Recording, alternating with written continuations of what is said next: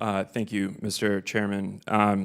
Dr. York, some of my colleagues earlier today talked about the importance of scrutinizing conflicts of interest in this program. You agree that's important, correct? And some of my colleagues talked about the importance of demanding transparency in these programs. You agree that's important, correct? Sure. You're here representing the American Institute for Economic Research, is that correct? That is correct. And the American Institute for Economic Research owns the American Investment Services, is that correct? That is a wholly owned subsidiary, yes. Yeah. Wholly owned subsidiary, meaning that it fully owns it. Yes. And American Investment Services holds millions of dollars in stock from Chevron and Exxon, is that correct? I have no specific knowledge about their holdings. I work on the research and education side of the house, not in the investment side. You don't know one way or the other whether the entity that you're here representing owns a subsidiary that owns stock in Exxon and Chevron? That's your testimony? You're not aware of that? I do not know. Mr. Chairman, without objection, I'd like to enter into the record the stock holdings of the American Investment Services, which shows that they own millions of dollars in stock of Chevron and Exxon. Mr. Chairman, may I be allowed to answer his question? No, this is my time, and somebody else could give you that opportunity. Sure. Would you be willing to provide for this committee a list of all of the funders of American Institute for Economic Research?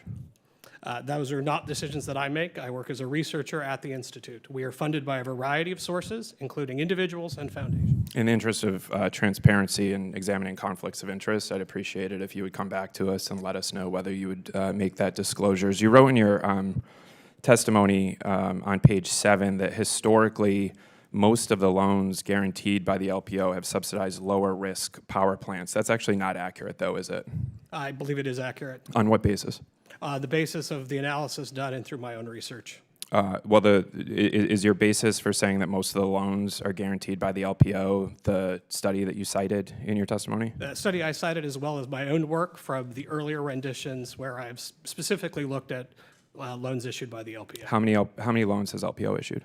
At this time, I do not have that immediately in front of me, Mr. Riley. Okay. What you say most of the loans guaranteed by LPO have subsidized lower risk power plants. What's the percentage? Again, I do not have that information in front of me. It would have been helpful, would it not have been, for you to have cited your basis for making that statement in your written testimony? I could certainly provide you that information. Yeah, please do, because the one study that you did cite in your testimony is over 12 years old. Sure. Correct? And that study actually, when was the last time you looked at that study, the Dr. Ruji study that you rely on in your testimony? I reviewed it immediately prior to writing this testimony. When did you write the testimony? I wrote the testimony about four days ago. Okay. So were you aware when you reviewed that study that it actually has nothing to do with Section 1703 programs? It has to do with loans in general, dealing with federal loans. Right, just generally federal Correct. loans, but not specifically the programs that we're talking about here today, that is correct? Correct. Right. LPO's portfolio is available online. You understand that, Yeah, correct? of course. And when was the last time you looked at the portfolio? I skimmed through the portfolio about a week ago. About a week ago. I looked at it this morning. Did you go through and look at how many of the programs under the portfolio are actually low-risk power plants? I looked through it, and I would have to do a more detailed review. I was asked to testify relatively recently, and I've done a significant amount of work, particularly on the green energy side of things. And I have concerns not just about green energy, but all energy loans. What I'm trying to get is you're here telling us that most of the projects funded under this program are one thing, but it looks like you don't actually you've not provided any data showing that that's right. Most of the data actually show that it's not right. I'd like to enter into the record also unanimous consent, the actual portfolio, so people can see for themselves that the witness's testimony is not accurate in that regard. Without objection. You wrote that, and you said again today that some exploratory research on additionality of loan guarantee programs for energy technologies from both DOE and USDA reveals poor additionality. In fact, however, there's no evidence showing that Section 1703 is financing projects that would have been financed anyway, correct? The evidence suggests that additionality is not significant under these programs in general. No, not talking about in general. Talking about the specific program that we're here to talk about today, Section 1703. Is your testimony that there is evidence showing that Section 1703 is funding projects that would not have been funded otherwise? Is that your testimony? My testimony is that federal loans, in order for them to serve a public benefit requires evidence of additionality, and additional research must be done on these specific programs. So that's very different to say additional research must be done than to say what you just told this committee, which is that the research shows that there's no additionality. So are you revising your testimony to say you don't know one way or the other under Section Preliminary 1703? research indicates for additionality, additional research is necessary. If I might, Mr. Chairman, just one last thing. If the additional research that you are referring to is what you cited in your testimony, I would note that the one thing you cited in your testimony for that proposition is a draft study that was never published. It's over 10 years old, and it looks at only 2 Section 1703 projects. I think the next time you come here and ask us to dismantle a program that's saving the planet for my kids and creating jobs, you should provide us some accurate facts about it. Thank you, Mr. Chairman. Dr. Yank, I want to continue on the conversation we were having earlier. I think after our exchange, I heard you say I counted 3 times that additional research was needed with respect to various parts of the program. Was that correct? Probably. Is one of the areas that you think additional research is needed with respect to whether Title 17 programs are meeting their objectives with respect to economic growth? That requires additional research, correct? I think additional research would be valuable in that area. Because we can't, at this point, draw definitive conclusions about it, correct?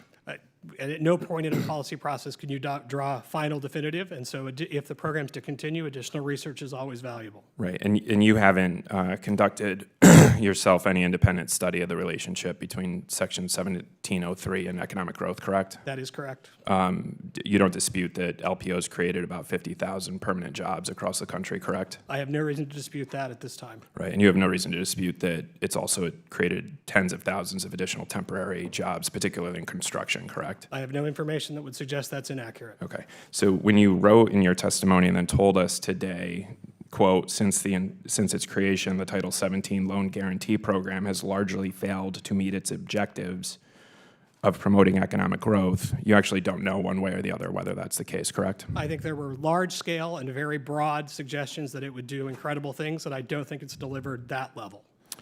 Based on just your thoughts and your feelings about it? Based on the analysis of the available evidence, which is inadequate, and needs more research done. Okay, so it would have been more accurate for you to have testified to this committee that since its creation, the Title 17 Loan Guarantee Program may be failing to meet its objectives on economic growth, but more research is needed. I don't agree with that characterization. So you stand by your testimony as a definitive conclusion that the Title 17 Loan Guarantee Program has largely failed to meet its objectives of promoting economic growth? I stand by that being my interpretation of the available data. And what available data is this exactly? Because in that very definitive and conclusive statement that you offered to this committee, you didn't provide any citations, any research whatsoever. We've gone through this before, Mr. Riley. Well, I have nothing additional to add. It's still unclear to me if you can name one study. Name one. We have 2 minutes. You can think about it. Can you name one study that shows that, quote, the Title 17 Loan Guarantee Program has largely failed to meet its objectives of promoting economic growth? You've asked this question multiple times. I haven't gotten an answer to it. I have no additional information to provide you. Can you cite one study that Off the top of supports my that head, proposition? I cannot. You can't. How about with respect to improving the environment? Do you think additional research is needed to determine whether Title 17 has been successful for improving the environment? I do not. I believe additional research is always valuable. I don't think it's needed to indicate that there have not been substantial environmental effects of these programs. Your testimony is that, so, sorry, I'm having a hard time understanding what your testimony is. Are you saying that the Title 17 loan program has failed to meet its objectives of improving the environment? Yes. And based on what? Based on research I've done throughout the green energy sector and the policies that have been implemented. I'm not talking about the green energy sector generally. I'm talking about what we're talking about this hearing, what you wrote in your testimony. Title 17, have you conducted any study to determine whether Title 17 Loan Guarantee Program has met its objectives with respect to improving the environment? Have you conducted any of those studies, yes or no? I have not conducted a specific You have not study. conducted I have one of conducted a general one of general programs that include these. that include Section 1703. What's that study? That study was published in Nature Unbound. It was about at the midpoint of the current use of the program. And what year was that? That was in 2015. 2015, so over 10 years ago. in the last 10 years then, and did that study specifically look at Section 1703? Those were included as part of the programs operated by DOE. What did you find in Section your 17. What did you find in your study with We respect found to that let me finish my question, please. What did you find in your study with respect to the connection between Section 1703 loan programs and environmental impacts? That there was not an indication that there was substantive effects of any particular loan in changing the environmental outcomes. Okay. Would you please provide that to the committee, and very specifically your basis for your testimony that the Title 17 loan guarantee program has largely failed to meet its objectives of improving the environment? I'd like to see exactly what you're relying on for that statement, because you don't deny, do you, that the Section 17 program has displaced over 80 million tons of CO2. Do you deny that? I do not have any basis on which to make a determination if that's accurate in front of me. Okay, and you're going to be saved by the bell here in a second, but I'll look forward to, I'll submit some additional questions for the record. Thank you.